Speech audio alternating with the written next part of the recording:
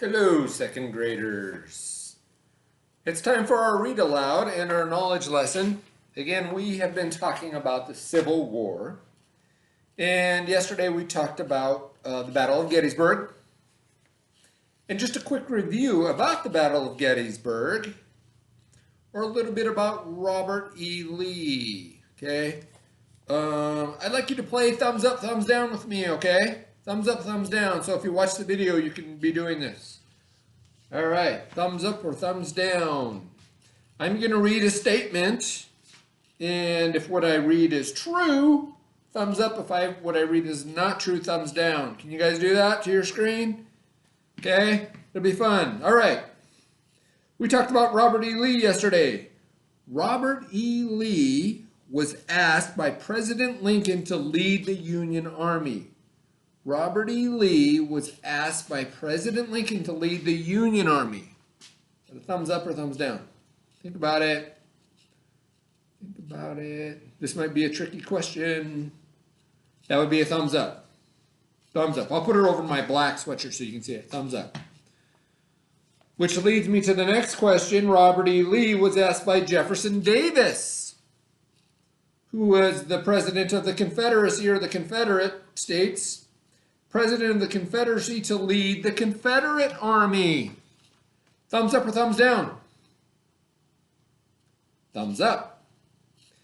Okay, Robert E. Lee was asked by both Abraham Lincoln and Jefferson Davis to lead their militaries, right? Abraham Lincoln asked him, and also Jefferson Davis asked him. He really didn't want to do either.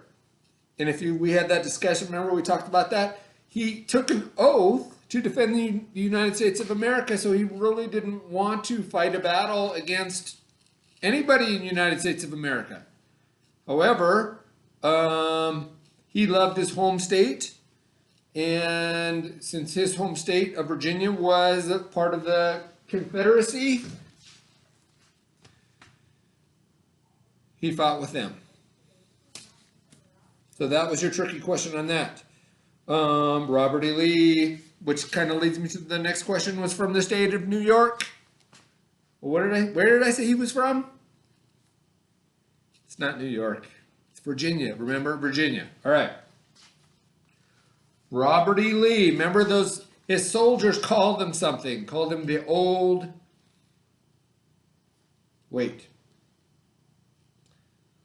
Robert E. Lee was affectionately called the Old General by his troops. Thumbs up or thumbs down? The Old General by his troops. Thumbs down. Thumbs down. Thumbs down. He was a general, yes, but he was called the Old Man.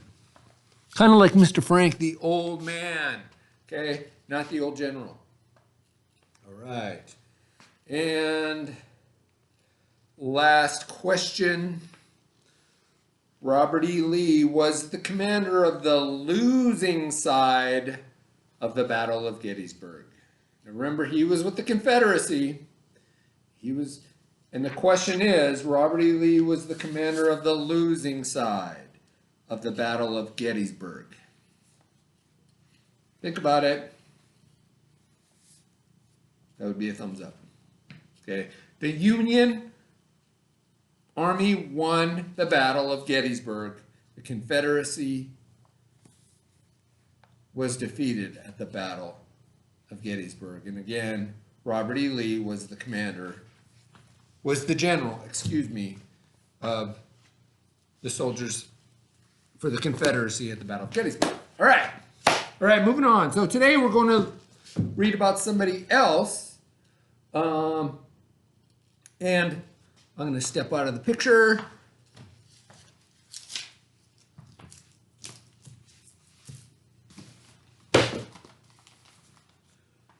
We are going to read, like my hat, it's a nurse's hat. We're going to read about Clara Barton today. And Clara Barton really took care of some injured soldiers. and we're going to learn a little bit about her. But before we get going, I want to hit some of our vocabulary words that's going to come up in our reading today. Oh, by the way, next week I'm going to figure out a hat that you guys can make at home, and then we can wear them together while we read. I'm thinking of maybe a soldier's hat. You'll see some pictures of them. They're blue. They have a brim, almost like a baseball hat, but it'll be more like a visor than a hat. But we'll make those maybe Monday or Tuesday. So back to our vocabulary. Sorry, I saw a squirrel. Squirrel! Compassionate. The word compassionate means you almost have pity, or almost you have sympathy, or you care for somebody, right? You show that you care for somebody. You show sympathy or pity. An example would be, Becky should be a veterinarian because she is so compassionate towards animals. I use the word Becky because that's my lovely wife's name, and she is a veterinarian. The next word, I hope you can read this. Let me move it up. It's a compound word, so you can see it. Okay? It's at the top of the screen. The top, the first one. Countless, right? The word countless means there's too many to count, right? I ate so many Jolly Ranchers. I ate a countless amount of Jolly Ranchers one day. I ate a whole bunch of them. Too many to count. Okay, the next word. Hope you can see that. We'll move it up. At the top of your screen. Remember, that's a D. Disasters. Disasters. And the last one, the OU makes a ooh sound. Please chunk it out. Sound it out. Wounded. Wounded. Okay? So disasters are events that cause a lot of destruction or pain. So you might say some of the battles were disasters. You might say an earthquake was a disaster. And wounded means injured or hurt, right? If you fell and broke your leg, you wounded your leg. So those are some words we're going to read today. So I'm going to move you over here, and we're going to learn about Clara Barton. Adjust that screen a little bit so you can see this rather than me so much.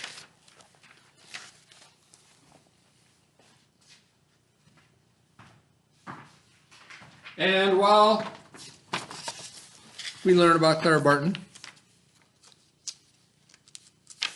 if I can open it, I have a picture of Clara Barton, okay, for you to color. While I read, keep your attention. Clara Barton, we're going to learn a little bit about her today. And you'll see why I'm wearing this. All right. Here we go. By some measures, more American soldiers died during the Civil War than in all other American wars combined. At the end of the Civil War, over 600,000 Union and Confederate soldiers were dead, compared to 25,000 killed in the Revolutionary War.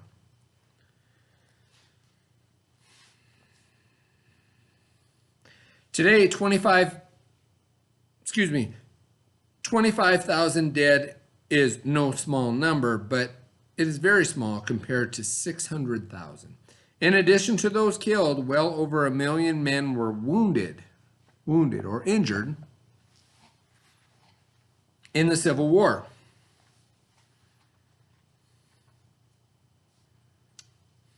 More soldiers were killed and wounded in the Civil War compared to the Revolutionary War because the weapons were more advanced and the care for the injured soldiers was so poor.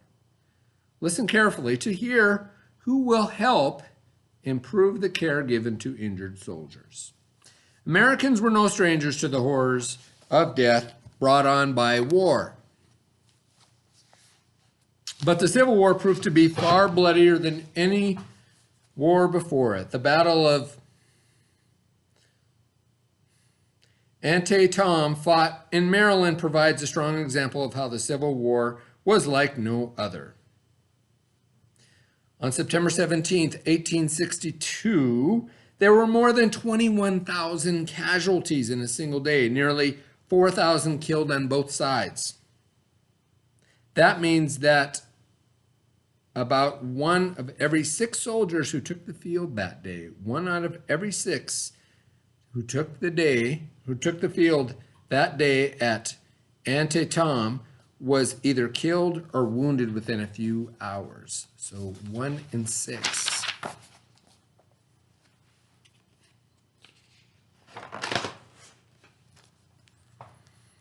Despite all its horrors, war can sometimes bring out the best in people. For there are those who fight to save lives as well. Clara Barton was one such person who wished only to lessen the suffering and pain. She was a school teacher from Massachusetts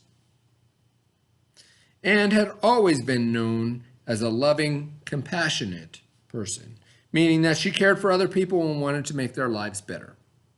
What does compassionate mean? Somebody who cares about other people or takes pity or sympathy for other people and tries to help them.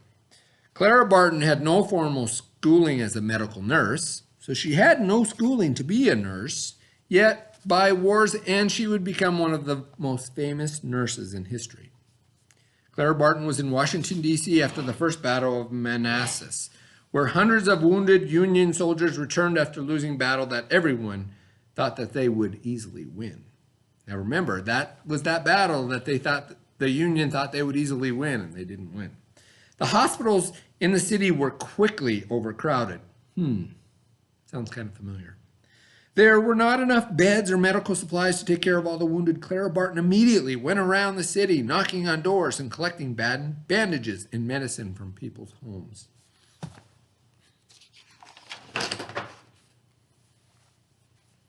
Clara Barton helped care for and save hundreds of wounded soldiers after the First Battle of Manassas. During this time, she recognized the bigger problem. While all the generals and politicians were busy figuring out how to build their armies and win battles, nobody had given serious thought to taking care of the thousands of men who would undoubtedly be wounded. You think this was fair to the soldiers? That the generals and the politicians were trying to figure out how to win battles, but they really didn't think about how to take care of the soldiers who were hurt during those battles. So Clara Barton decided she would do something about it herself. She began by writing letters and visiting doctors, politicians, and other leaders, encouraging them to invest more money in medical supplies for the soldiers. She visited women's groups, churches, and hospitals. She called on wealthy individuals to donate. Donate means give.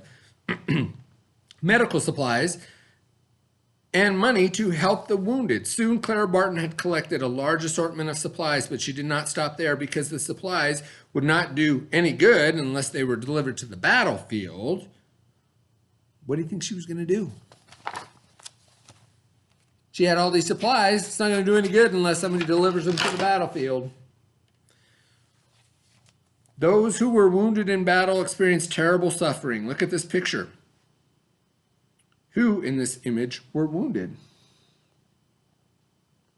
Almost everybody is wounded in this picture. They were often left dying on the field for an entire day or even longer because everyone was too busy fighting to come and carry them away. Field hospitals where the wounded were taken during and after battles were sometimes set up in nearby barns or houses or simply in a group of tattered tents. Soldiers in overcrowded field hospitals often found themselves left alone, bleeding, lying on the ground with nobody to bring them food or water or to comfort them and ease their pain. The doctors were simply too busy and too tired to help everyone. Thousands of men died who could have lived if only the hospitals had all the supplies they needed.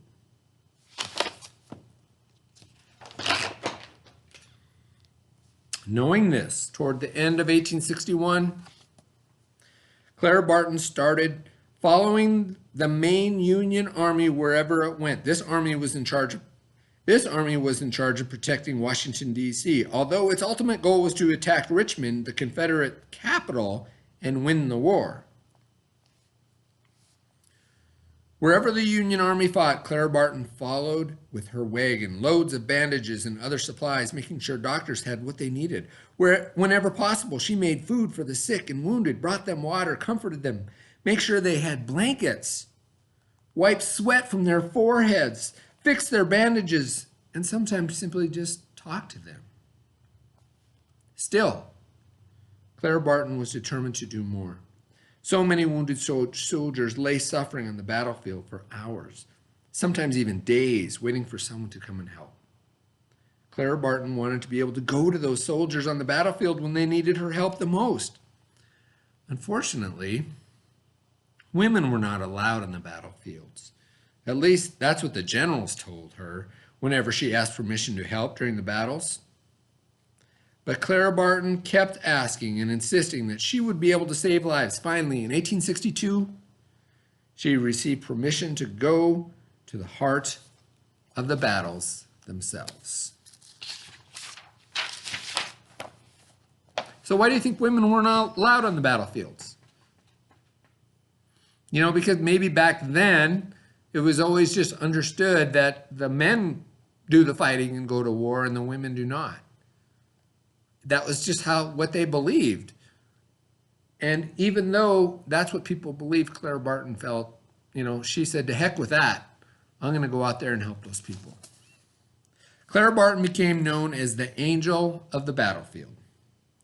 To soldiers and doctors who were always glad to see her calm face amid the horrors of war, she was there at Antietam, where more than 12,000 Union soldiers were wounded, far more than she and all of the other nurses and doctors could care for, but they did their best. Once the battle was over, she would hurry back to Washington, D.C. to collect more supplies and then catch up with the army again.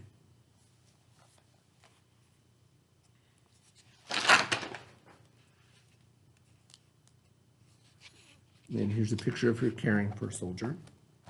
By the middle of 1863, the Union Army figured out how to make sure the field hospitals had enough supplies. This was partly thanks to the fact that Clara Barton kept pressure on the War Department and other officials in Washington, D.C. to make real changes. She no longer had to collect supplies, but she continued to follow the army for the remainder of the war, acting as the angel of the battlefield to countless, more than can be counted, wounded soldiers. Clara Barton saw more bloodshed and fighting than most soldiers during the war. She was there at some of the worst battles. She worked as bullets and cannonballs whistled overhead and crashed all around. Once a bullet tore right through her shirt sleeve. But she was very brave and did not let fear stop her from doing what she needed to do. How do you think she felt during those times? How do you think Clara Barton felt? I bet she was scared. I bet she felt brave, right? Being brave isn't always not being scared. It's doing things even though you are scared.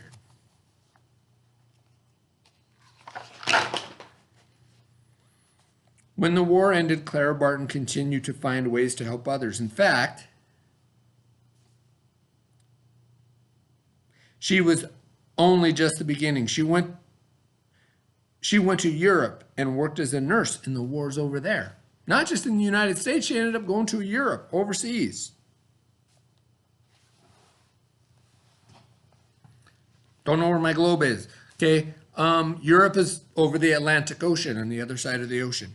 During the course of her life, she went to work in Turkey, China, Cuba, and other places. She returned to America in 1881, started the American Red Cross to provide medical supplies, food, and other aid during natural disasters, such as floods and earthquakes. So the American Red Cross just doesn't help people during wars, but if there's a flood or a hurricane or a tornado, which we've seen in our country, and people's homes are destroyed and they have no place to go, nothing to eat, the American Red Cross goes there to help them. And her efforts, she started all of that.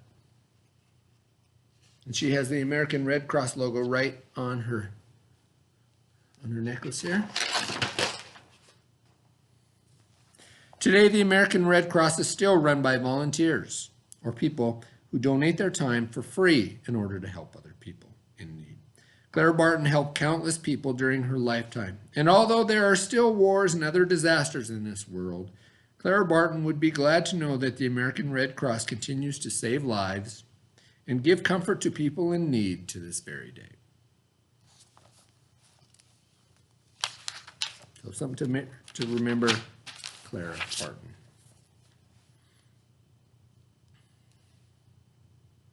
So, just to review, how did she feel about the soldiers? Think about that. How did she feel about the soldiers? She thought she had lots of compassion. She was compassionate for the soldiers.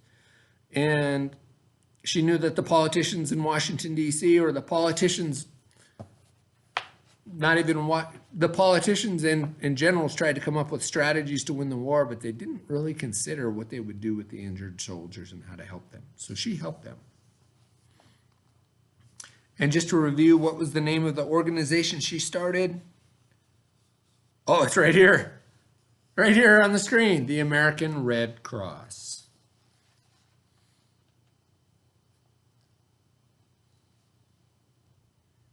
And just a quick question for you. Which happened first?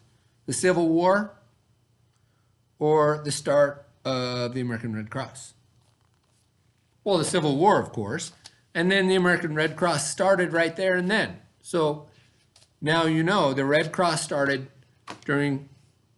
right during the Civil War, and it was started by Clara Barton. Do you think Angel of the Battlefield was an appropriate nickname for Clara Barton? What do you think? Angel of the Battlefield. I think so. She was an angel in terms that she looked out for people and helped people that were injured.